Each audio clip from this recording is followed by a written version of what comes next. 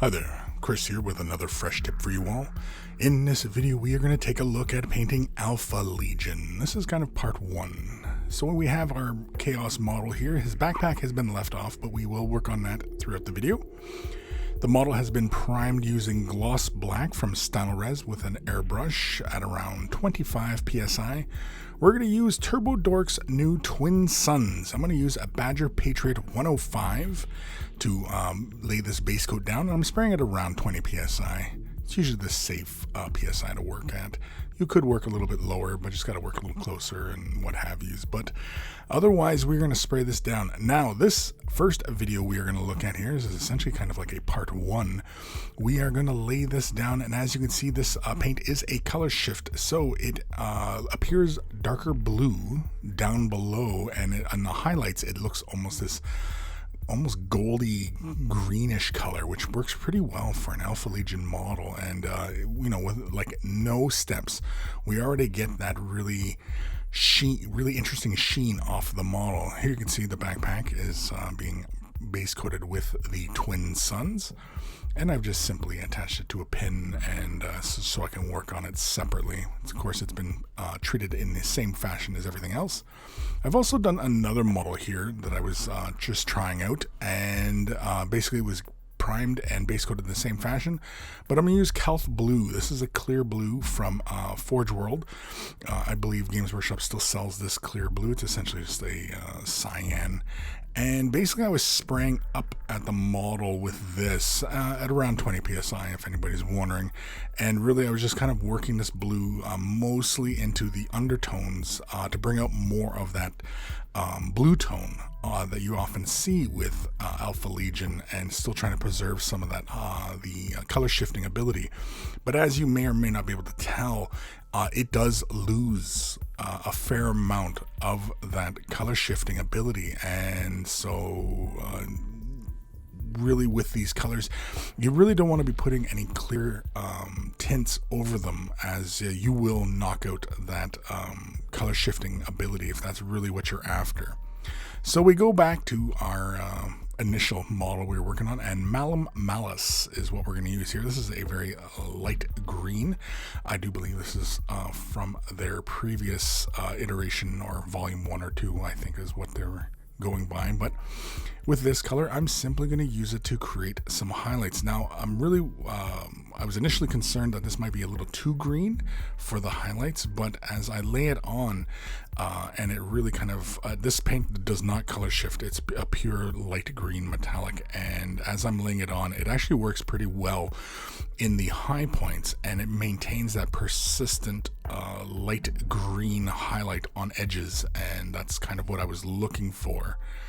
So you can see here, this is simply being applied to just the upper portions of areas, and just really kind of picking out anywhere that would look really kind of cool. Essentially, I wasn't worried about it being, in a zenithal type of situation. It was more of an edge highlighting situation, more in the conventional sense than which people will paint their models. And so that's really how I go about demonstrating these kinds of things. It's just, basically who's more likely to use this, right? And with that, we're pretty much done with the main body of armor itself, just with that slight green. And I thought, let's push the color down just a little bit. And so we're going to use some phthalo blue green shade. This is Golden High Flow's transparency line. So this is with this, I'm going to use a little bit of Liquitex Flow Aid. I always keep it in my little dropper bottle here, just so I can accurately add a drop or two. I'm also going to take a heavy amount of water into my brush and draw this in, and I really want this very dilute, as this pigment is quite strong. And I'm basically going to follow along the bottom portions where the armor meets up with the main color, anywhere, like on the thigh or the shin guards, or anywhere really kind of shadowy points on the face. I also pick out some of the edges in the cheekbone area and such. It's really just kind of following along and just basically laying in a recess shade. On the ankles here, I lay it in underneath the shin guards. On the shoulder pads, I lay it on just that bottom portion of the shoulder pad and around the icon as well. Again, just kind of building up some of this deeper tone. Because this is a transparency, it's giving us a slight shift in hue on these surfaces, but that's really what I'm looking for. Again, here on the backpack, I'm simply just going to lay this in into the plates as well.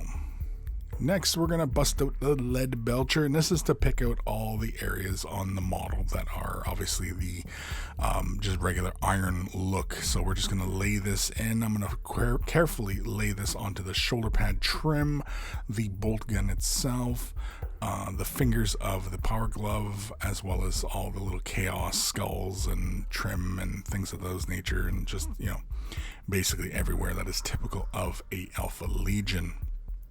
This color has really just been thinned down just with the dampness of the brush, just for ease of application.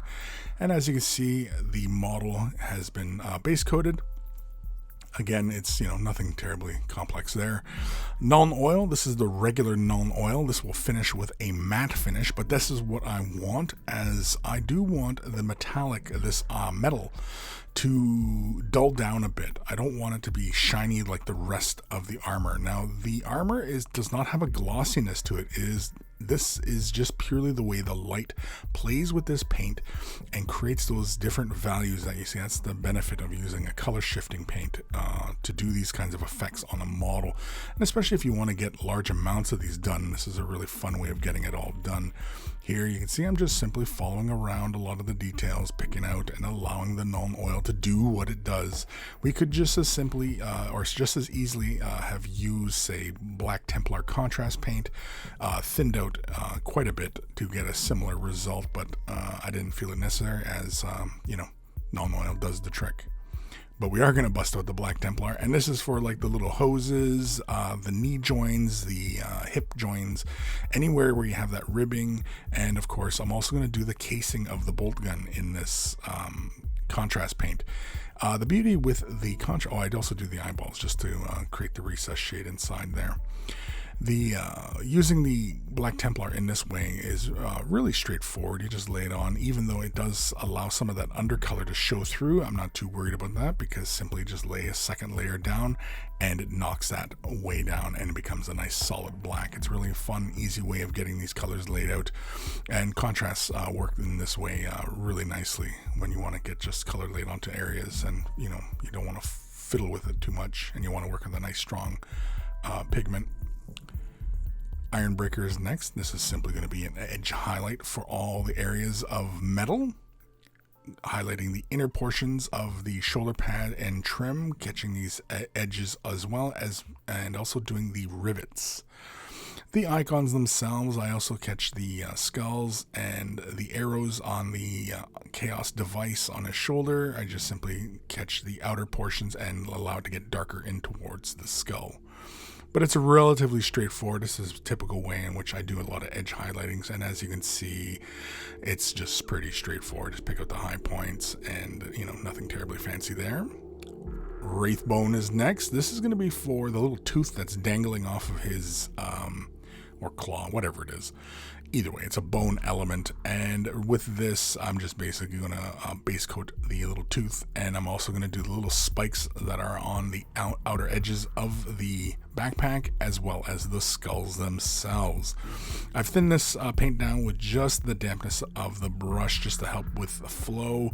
I also do 2 layers of this, but I do grab a little bit more water as I apply that second layer, just to get a nice smooth coverage on there.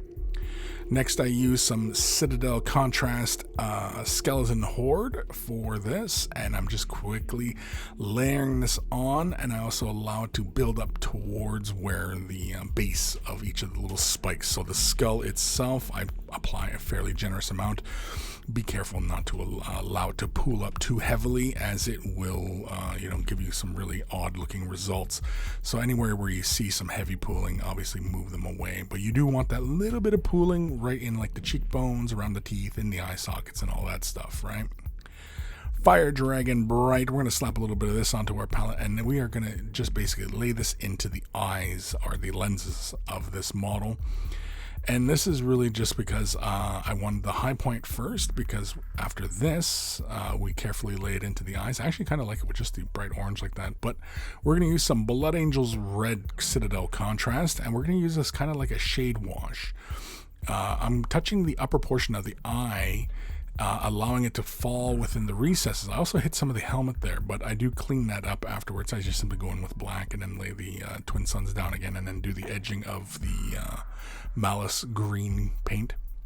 Here I'm just demonstrating that I cleaned off the contact points where the model bits will meet up, and then I use some plastic cement to attach these bits, and then that is it. Give it a little moment to dry, and then there we have our Alpha Legion. This is a fairly fast way of getting these guys done. I think using this TurboDork paint to achieve this really interesting look, but stay tuned for part 2 as I do this in a different fashion using the same color but going for an Alpha Legion look using obviously a different starting point. So stay tuned for that one. Hopefully you guys enjoyed that. Leave a comment down below if you guys find these useful and interesting, and a huge thank you to all my patrons. Without their support, these videos would not be possible. If you're considering Patreon support, click the link in the description below and you'll be taken off to a magical website called Patreon, where there are varying tiers of support, and a huge thank you to everybody who does. Take care of those brushes and they will take care of you.